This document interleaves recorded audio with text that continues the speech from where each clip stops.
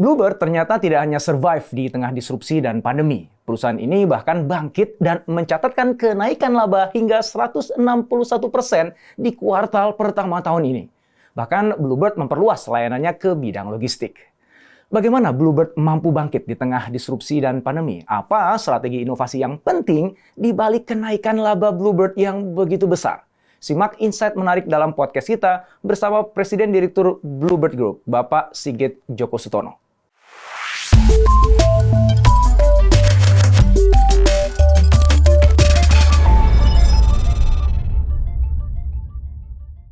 Assalamualaikum Pak Sigit. Waalaikumsalam. Terima kasih sekali waktunya bisa mampir ke sini di tengah kesibukannya.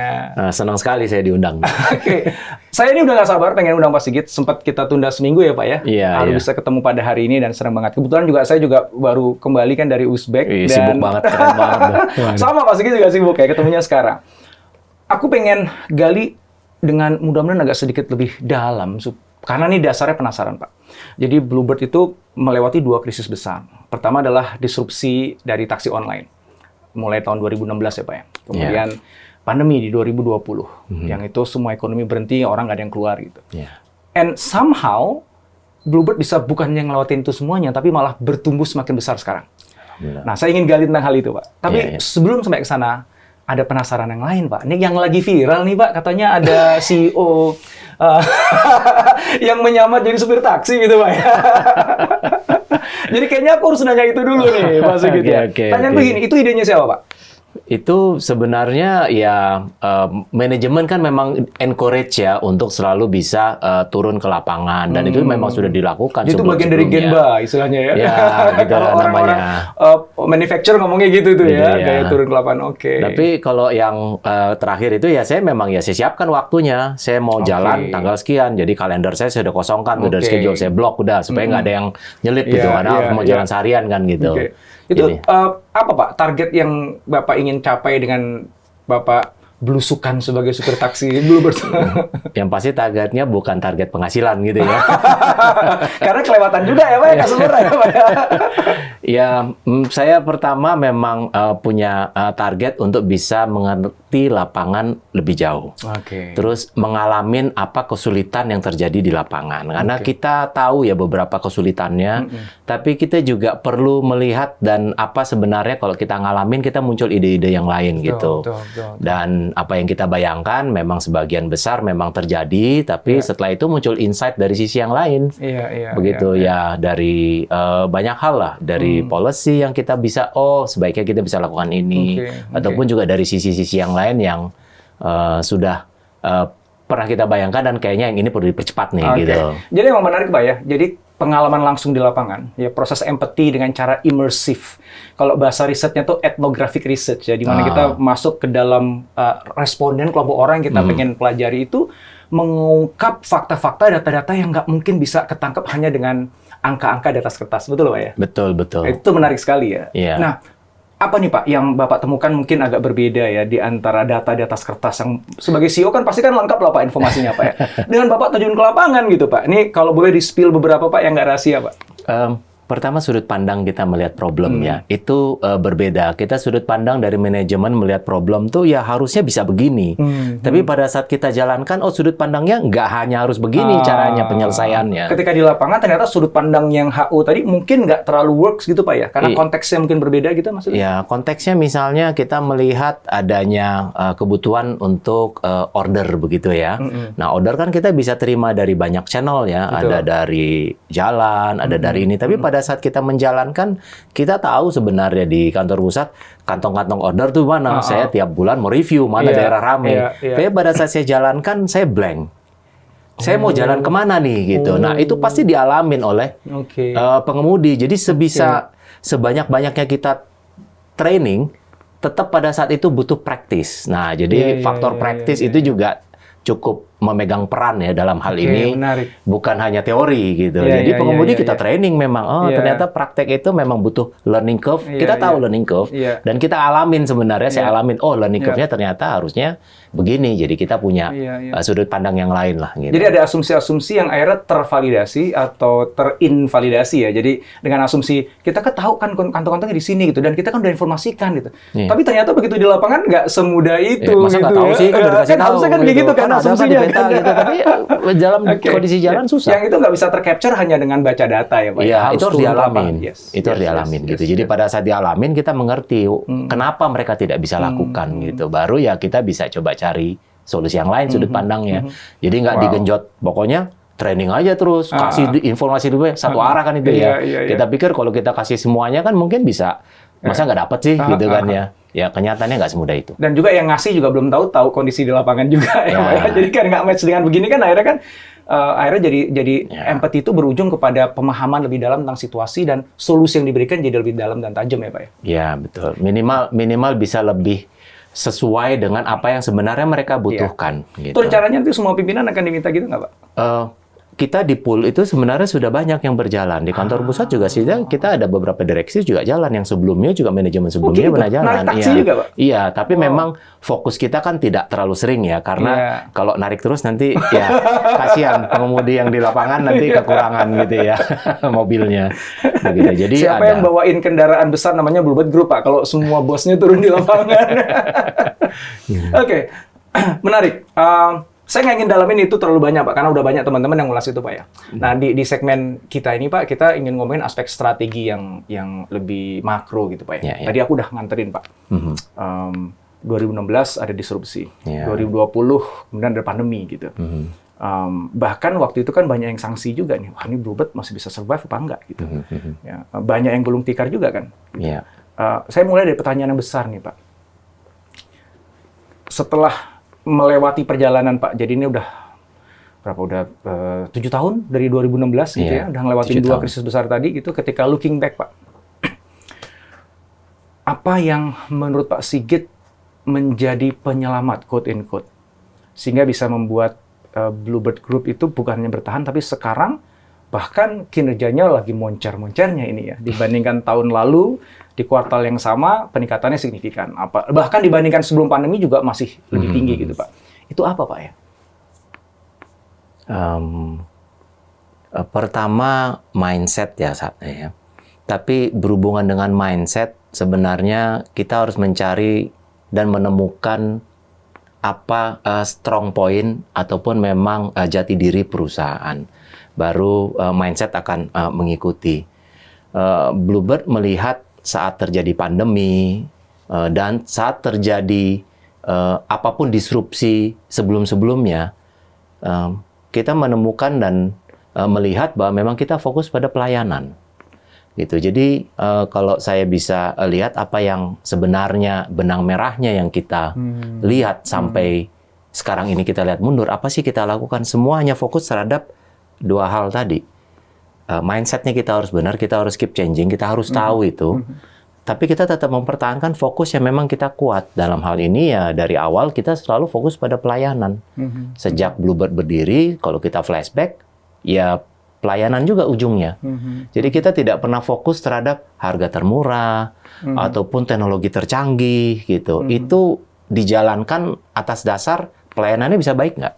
Kita pernah melakukan beberapa kesalahan menggunakan teknologi yang paling baik, paling canggih, ternyata hasilnya biasa aja tuh, nggak seperti bagaimana. Tapi begitu kita fokus pada basic kekuatan Bluebird, dasarnya ya itu yang menjadi pengingat dan itu yang menjadi penyelamat ya kalau kita lihat.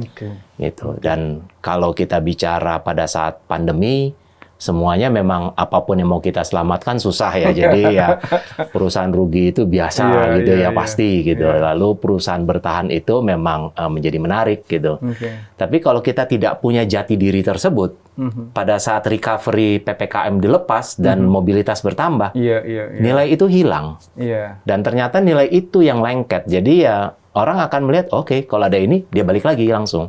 Karena persepsinya sudah dibentuk dan persepsi itu udah cukup menjadi fokus kita ya. Begitu. Ini menarik ya. pelayanan yang Bapak sebut tadi ya. Yeah. Dan saya mungkin sebagai customer-nya Bluebird juga Terima kasih. mengatakan totally agree dengan itu. Gitu, Pak.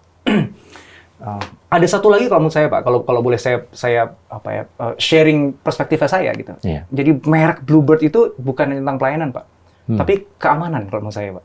Jadi ada dua sisi itu ya. Jadi misalnya kalau anak saya mau sekolah gitu kan, sebenarnya lebih mau pakai mana nih, mau yang online atau mau pakai Bluebird gitu. Yeah. Kalau saya lebih cenderung udah Bluebird aja deh gitu. Selain daripada ada historicalnya dulu dari kecil saya sampai tua begini pakai Bluebird gitu ya. Tapi bukan hanya itu kan registernya jelas, perusahaannya jelas, kode apa jelas gitu, dan punya experience berkali-kali ketinggalan dompet dan sebagainya kan. Itu kan ada keamanan, kenyamanan. Dan itulah yang menjadi jati diri yang Bapak sebut tadi ya. Jadi ketika orang melihat Bluebird, ya dia ngelihat dua itu, kenyamanan atau experience pelanggan yang baik dan juga ketenangan hati karena aman tadi. Itu yang justru menjadi penyelamat dari disrupsi. Itu betul. Tapi tadi saya memang melihat itu sebagai hygiene factor ya. Jadi Bluebird memang masuk itu ya memang sudah harus aman. Itu basic kita sudah masuk. Tapi on top of that aman aja. Tapi kalau memang tidak ada pelayanannya, rasanya ya nggak cukup ya. Dalam Bluebird sendiri kita punya apa yang kita sebut andal ya, aman, nyaman, mudah, personalized. Jadi itu satu moto pelayanan kita ya. Jadi aman langsung pertama tuh. Aman, nyaman itu pelayanan. Mudah itu juga pelayanan. Personalized itu sesuatu yang bisa kita engage lebih dalam terhadap per customer atau per kelompok begitu. Jadi itu faktornya memang dari 3-4 poin itu, 1 aman, 3 pelayanan. Gitu. Kalau mundur dikit Pak ke 2016 gitu ya. Dengan disrupsi taksi online. Waktu itu juga di kantor saya juga kejadian begitu Pak. Saya kan di kantor tuh semuanya voucher Bluebird Pak. Karena pergi voucher, udah selesai, udah kan di kantor udah gitu Pak. Karena dulu kebijakan kita punya mobil hanya 2 nggak salah, sisanya Bluebird. Cocok, lanjutkan itu Pak. Nah waktu pas lagi taksi online masuk disrupsi Pak, saya balikin. Saya pakai taksi online, download aplikasi. Ini curhat dulu nih Pak, ceritanya dulu ya Pak ya. Walaupun sekarang saya balik lagi. Saya balik lagi gitu.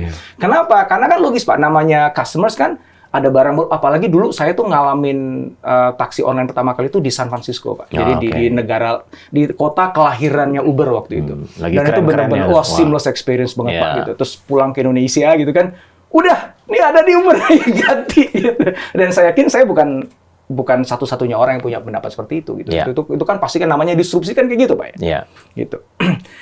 Dan kalau bagi saya sekali lagi pada saat itu mikirnya karena kemudahan, kenyamanan dan sebagainya Pak. Seperti yang saya alami di US ya. Tapi kan beda Pak, taksi online di Indonesia sama di US. Taksinya udah masuk Pak, Bapak mau kemana? Lah kan udah di aplikasi gitu kan. Tunjukin jalannya. Lah itu kan ada map-nya. Ini gimana sih Pak gitu. Nah, jadi all those little things Pak yang pada akhirnya kemudian adalah gue nggak mau ribet deh gitu. Gue mau yang udah bisa gue andalkan aja gitu. Jadi saya mengamini yang Bapak tadi ceritakan, oke, itu beresonansi dengan saya. Itu bukan slogannya perusahaan aja, tapi beresonansi dengan saya sebagai customers. Nah, 2 pertanyaan saya Pak. Yang pertama adalah ketika waktu pas disrupsi itu kenceng-kencengan Pak, dan orang-orang yang seperti saya yang tiba-tiba ngembaliin voucher dan sebagainya itu pasti ada lah Pak ya, gitu. Dan jumlah yang nggak sedikit ya Pak ya. Pasti kan ada kepanikan lah, obviously lah, yang berujung kepada teman-teman demo dan lain sebagainya gitu ya. Saya yakin bukan hanya di drivernya aja, tapi di perusahaannya juga, di manajemennya juga gitu ya. Pertanyaan pertama adalah, pada saat itu terjadi gitu ya, sejauh mana teman-teman itu meyakini bahwa tenang aja, dengan andalnya kita, mereka nggak akan kemana-mana kok gitu ya. Itu nomor 1 ya. Gampang banget kayaknya ngomong gitu ya. Tapi kemudian mungkin lihat, kok makin lama kok makin kegerus ya gitu kan. Kalau nggak kegerus kan nggak mungkin demo teman-teman gitu kan ya. Yang mungkin itu dulu Pak, sebelum saya yang kedua Pak. Jadi satu persatu Pak. Saya memang begini, kalau kita bayangkan ya, saat 2015-16 mulai masuk, andal itu slogan. Aman, nyaman, mudah, personalized, itu yang kita jalankan tiap hari. Tapi tadi pada waktu saya sampaikan di awal itu ada pelayanan dan mindset.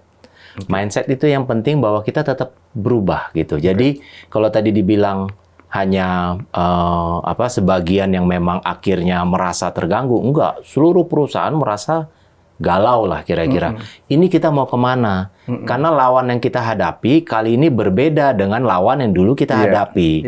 Dulu lawan kita hadapi perusahaan taksi yang ada di sini, yang modalnya sekian. Udah kebaca lah ya. Yang kita hadapi ini kita nggak tahu dia punya kantong sedalam apa ya gitu. Ini makhluk apa pula ini? Gitu. Nah, itu jadi nggak cukup memang kita hanya punya itu, tapi kita tetap berusaha berpikir, mencari alternatif ya, lakukan promosi. Alhamdulillah saat itu kita sudah punya aplikasi My Bluebird. Begitu, kita sudah menjalankan beberapa inisiatif transformasi ataupun digitalisasi saat itu, hanya memang kita belum mengalokasikan resources itu cukup dalam ya. Jadi kalau bisa dibilang ada, tapi ya tambahan lah gitu. Nah, yang membuat kita jadi fokus adalah ya mindset. Oh, yang ini udah benar atau belum? Gitu. Lalu kalau kita mau jalankan ini, kita bisa secepat apa?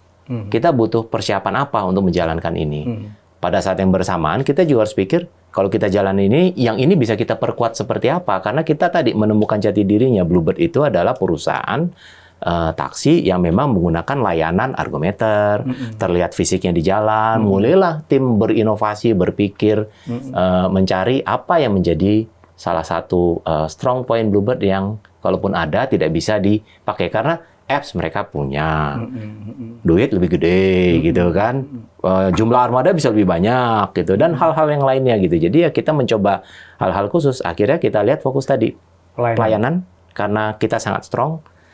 Kita fokus pada itu, memperkuat apapun. Kedua, tambahan inovasi dan kita percepat ya. Salah satu inovasi yang memang sampai sekarang, alhamdulillah memang belum ada yang bisa dan memang cukup unik. Kalau dulu kita punya namanya payment itu namanya Easy Ride, sekarang Easy Pay. Itu karena memang integrasi antara offline to online yang kita pikirkan gitu. Jadi karena kita yakin channel kita saat itu harus bisa di-leverage semuanya, bukan hanya digital. Kita punya keuntungan. Dan kita perlu tahu, lihat itu, keuntungan kita di mana. Oh, ternyata kita bisa stop di jalan. Siapa yang bisa stop taksi online? Nggak kelihatan. Gitu. Oke, kalau begitu gimana cara kita leverage ini? Jadi hal-hal itu yang kalau dibilang digodok ya dicari itu digodok. Saya menemukan 3 tuh dari yang Pak Sigit tadi sampaikan ya. Jadi 3 hal yang itu ngebuat Bluebird. Kita masih ngomongin krisis yang disrupsi ya Pak ya. Belum ngomongin yang pandemi. Yang ini yang bisa ngebuat survive. Pertama adalah ya udah berpegang teguh pada itu yang jadi identitasnya Bluebird, yaitu pelayanan. Gitu. Karena ini sesuatu yang udah mendarah daging, dan ini jadi kekhasannya, jadi brand-nya. Gitu. Itu satu. Yang kedua adalah, ya kita harus temukan kekuatannya kita. Ternyata bisa stop di jalan, pembayarannya lebih simpel, dan sebagainya. Yang ketiga baru ada aspek inovasinya. Gitu. Ketika perusahaan megang pada 3 itu, ya, itu bisa nggak kita bilang kemudian bilang, oh, oke, relatively you aman lah gitu ya. Jadi sadari apa yang jadi core kompetensinya kita, yaitu kalau tadi pelayanan. Ya. Yang kedua adalah strength-nya kita ada di mana, dan we still need to innovate. Kenapa saya angkat ini Pak? Karena di tengah krisis biasanya Pak banyak perusahaan kan yang namanya panik ya Pak ya. Dan kalau panik kan, waduh, ternyata di sana kok buat begini, akhirnya ikut-ikutan. Ya kan hal yang waktu pas dulu itu diadu kan, nih Bluebird versus taksi online. Wah, Bluebird nih nggak akan ada harapan nih, gitu. Karena yang digunakan sebagai parameter ukurannya adalah taksi online ya, Pak. Iya kan? Bisnis modelnya scalable, harganya murah, waktu itu banyak ngasih diskonan, banyak ngasih voucher, promo gitu kan ya. Nah, ketika kita gunakan pakai perspektifnya si taksi online ini, kemudian lihat Bluebird yang heavy on assets, ya karyawannya juga udah banyak gitu kan, pasti operasionalnya tinggi. Ini nggak punya harapan nih. Ya nggak punya harapan karena lu ngebandinginnya sama ini gitu. Nah, sekarang kita baru bisa lebih objektif ngeliat ke belakang. Bahwa justru yang ngebuat ini Bluebird ini berhasil bukannya karena Bluebird tiba-tiba langsung berubah total menjadi kayak ini. Ya enggak kan gitu Pak ya. Ya kan? Justru malah Bluebird berpegang pada core value-nya ya, sesuatu yang value paling tinggi diberikan tadi ya, pelayanan. Kita waktu itu juga kalau saya refleksi ya, saat itu berpikir kita tidak tahu ini lawannya akan sekuat apa. Jadi kita juga berpikir ya kita bisa tahan berapa lama nih gitu. Jadi harus resources harus kita atur. Terus kedua bukan hanya itu tadi, kalau tadi dibilang kalau kita sudah lakukan ini cukup, itu nggak juga. Itu berubah juga ideation yang muncul. Promo, mereka ada promo. Itu sama di kantor tuh juga. Gimana cara kita bisa promo? Teknologi kita udah cukup kuat belum? Karena kita tahu ini memang lebih baik. Kita akui online dalam hal digitalisasi lebih baik, teknologi lebih maju. Kita tertinggal. Bagaimana gapnya kita mengejar sana? Barulah berpikir, berinovasi, cari apa yang memang bisa kita kejar gapnya. Nah, untuk mengejar itu karena kita juga punya resources yang lebih terbatas dibanding yang lain, pasti butuh waktu, gitu ya. Jadi akhirnya harus berpikir berpikir lebih panjang, napas panjang. Nah, salah satu napas yang kita punya kuat yang waktu itu ya pelayanan, karena tetap itu yang dipertahankan kita tahankan itu, tapi harus ditambahkan dengan layanan dengan baru. Inovasi tadi itu ya. Ya, nggak bisa kita bilang yakin stop aja di jalan terus, nggak hilang pasti. Kita tahu digitalisasi harus tetap bisa diperbaiki. Gitu. Jadi di garis bawahi bahwa berpegang pada apa yang jadi core kita itu penting, itu bahkan mungkin jadi hygiene, tapi tidak cukup. Nggak cukup, ya. Kita harus bisa innovate, gitu ya. Bahkan kalau perlu ada hal yang bagus dari pesaing, ya kejar, coba di matching kalau perlu, gitu ya. Tanpa kita kemudian melupakan apa yang jadi strength kita. Nah, ngomongin tentang salah satu dari 3 itu, yang tadi Bapak angkat dari awal itu kan tentang pelayanan itu, Pak ya. Dan itu memang ya tervalidasi lah bagi customer-nya Bluebird ya. Kita naik Bluebird manapun juga, kita dapetin senyuman yang sama gitu ya. Ya minimal range pelayanannya nggak jauh-jauh amat lah gitu. Walaupun tetap kita akui ada beberapa pasti lah. Deviasi kan pasti ada Pak ya. Manusia nggak mungkin sama kan Pak ya. Tapi maintaining that service level itu luar biasa kalau menurut saya. Considering bahwa ada 40.000. Kita ada 20.000 untuk pengemudi ya Pak. Belum dengan orang yang di belakang layar yang yang ketemu di masyarakat 20.000-an Pak ya. Dengan berbagai tempat. Pertanyaannya gini, gimana caranya Bluebird bisa menghidupkan budaya pelayanan itu dan memaintain itu even during hard times? Bahkan ketika situasinya lagi kan sempat bocor juga kan, tiba-tiba kan akhirnya jadi agak antipati waktu pas lagi demo dan sebagainya ya, tapi untung kan bisa di-recover ya. Manusia lah itu, ya manusia. So makanya aku garis bawahi kata-kata hard times gitu. But at the end of the day, akhirnya kan itu nggak rusak gitu Pak, at the end of the day. Nah itu gimana cara membangunnya sejak awal, kemudian memaintain-nya itu di tengah situasi yang tidak menentu dan semua orang lagi gelisah. Itu culture ya, saya sebut. Jadi Bluebird alhamdulillah punya culture kekeluargaan yang kental. Dari awal, dari kita menjalankan proses perusahaan, pengambilan keputusan, culture itu sangat kental. Kedekatan kita dengan seluruh jajaran itu menjadi kegiatan yang rutin. Nggak hal yang aneh di Bluebird untuk misalnya rapat rutin direksi dengan syarikat pekerja, dengan pengemudi itu terjadi rutin tiap bulan. Membahas kompensasi, membahas pelayanan, memberikan masukan, itu menjadi feedback mechanism dan juga mentoring mechanism dan juga menjadi kedekatan yang memang membuat Bluebird cukup unik dalam hal mengoperate perusahaannya. Sehingga kita punya banyak titik poin kalau dilihat untuk bisa menjaga hal itu. Kedua, kita juga bisa banyak titik poin untuk bisa mendapatkan feedback dan quick change. Kalau kita lihat memang ada sesuatu nah jadi nggak jauh gitu jaraknya.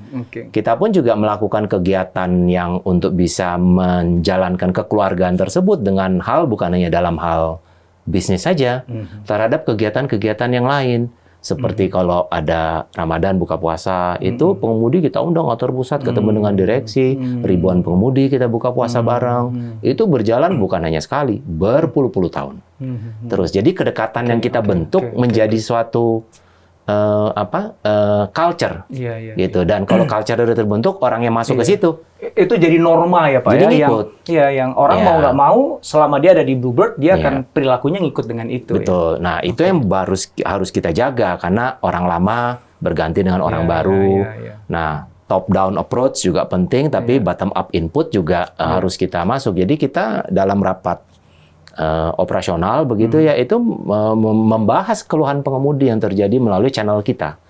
Jadi kalau tadi dibilang awal apa yang tidak diketahui sebelumnya oleh direksi bisa dibilang hampir 95% diketahui gitu. Karena input itu masuk, kita cari solusinya, tapi mencari solusinya dengan kacamata sudut pandang mereka yang berbeda dengan kita ketemu bukan melalui di lapangan jadi pengemudi, tapi juga nggak harus dengan cara itu, tapi dengan input yang lain sebagian besar masalah bisa diatasi, walaupun belum tentu bisa selesai semuanya gitu. Namanya manage puluhan ribu orang nggak bisa semuanya happy gitu. Iya, betul.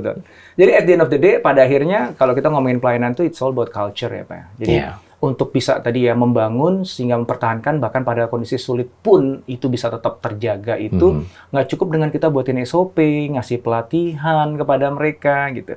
Tapi culture, karena akhirnya ada pressure dari lingkungan karena normanya udah kebangun.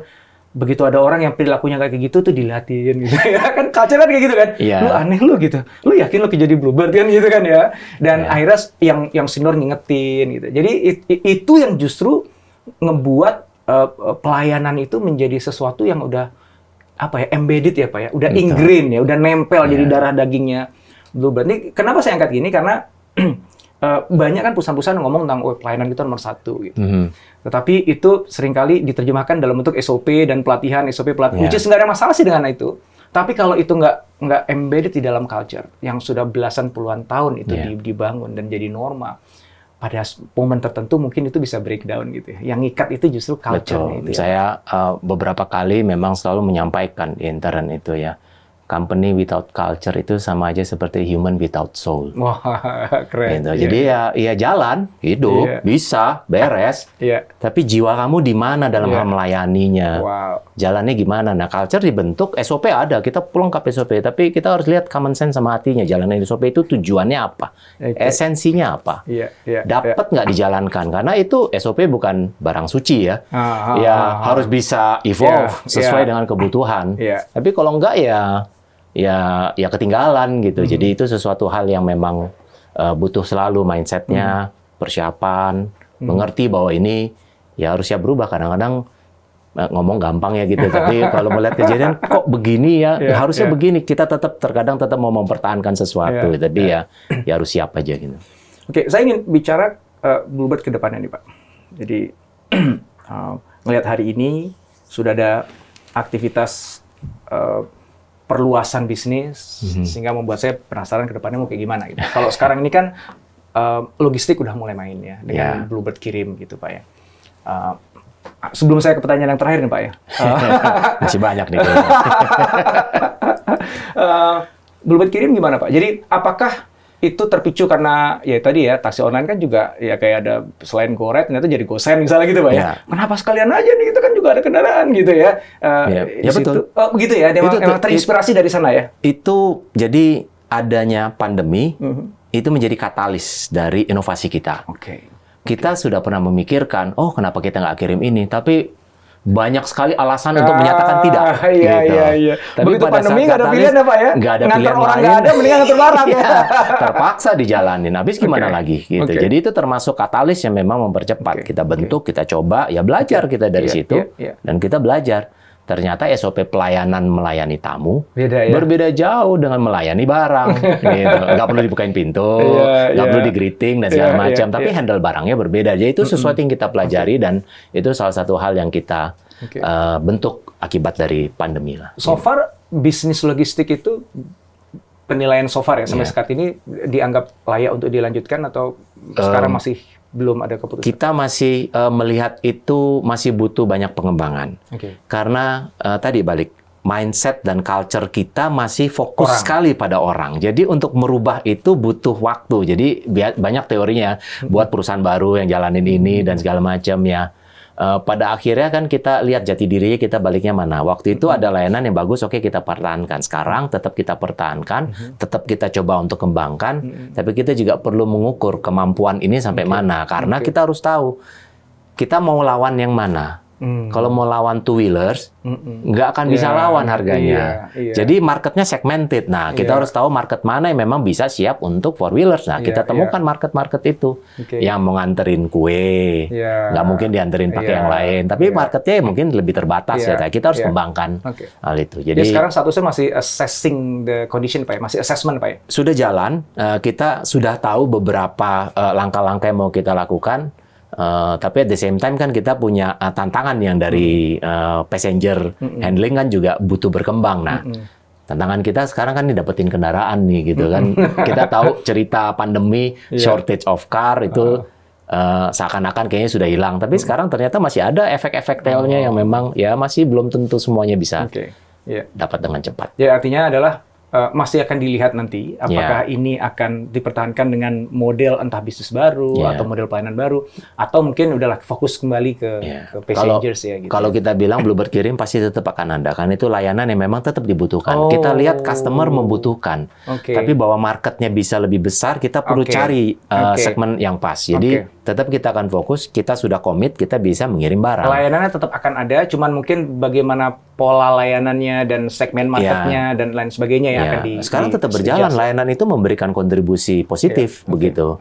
Hanya segmented. Nah, segmented kita lihat bisa lebih besar nggak, seberapa jauh kita mau masuk. Logistik kan luas ya. Dan itu kalau kami melihatnya red ocean gitu ya. Waduh, ngeri juga, jangan salah masuk gitu ya. Yang mana yang mau kita ambil gitu, itu harus hati-hati. Terakhir Pak, jadi Bluebird ke depan mau dibawa kemana Pak? Banyak aspirasi kita ya. Kalau kita lihat Bluebird sendiri, tadi baliknya fokusnya pada pelayanan penumpang. Jadi transportasi tetap akan kita fokus. Kita pernah menjadi transportasi yang cukup dominan sebelum disrupsi masuk. Jadi itu harapan kita. Kita mudah-mudahan insya Allah dalam beberapa bulan dan tahun ke depan kita bisa membalikan posisi itu. Karena kita tahu kebutuhan transportasi penumpang masih cukup banyak. Marketnya terbagi sekarang dengan online. Kedua, tadi logistik tetap menjadi fokus. Ketiga, yang kita masih pelajari ini elektrifikasi. Nah, ini cukup banyak bisnis yang bisa dijalankan. Jadi salah satu fokus yang tim yang kalau sekarang di Bluebird ada namanya tim strategi office ya, yang memang menginisiasi, menginkubasi, mencoba hal-hal tersebut untuk dijalankan. Tapi fokus kita tetap pada passenger transportation itu satu. Tambahannya adalah logistik yang akan kita perbaiki. Ketiga, adjacent business tadi selain dari elektrifikasi, asset monetization. Bengkel gitu maksudnya Pak? Iya, itu termasuk juga yang aset yang kita punya yang bisa kita leverage untuk customer yang lain. Begitu. Termasuk juga pemasangan iklan di mobil, signage itu kan biayanya kecil, tapi impact-nya besar, tapi kita harus berjaga apakah image-nya terganggu. Nah, itu juga challenging yang harus kita balancing. Tapi itu another new revenue stream yang bisa kita monetize. Begitu. Elektrifikasi itu menarik untuk kita bahas Pak nanti di kesempatan yang akan datang. Terima kasih sekali waktunya. Terima kasih. Pak Sigit. Assalamualaikum. Waalaikumsalam.